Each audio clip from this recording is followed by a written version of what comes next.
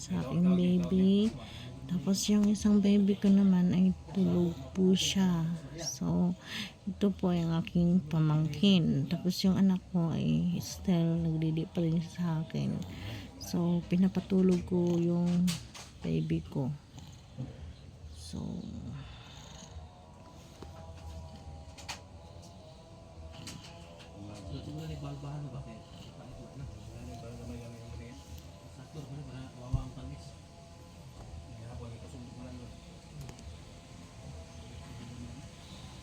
guys, so tulog na po yung baby ko. So, ayan, tulog na po yung baby ko. Tapos po, naparedy ko na po siya.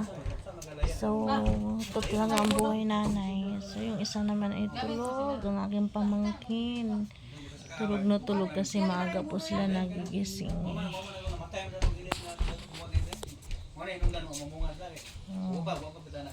So, you can see my baby. Tulog na mga babies ko.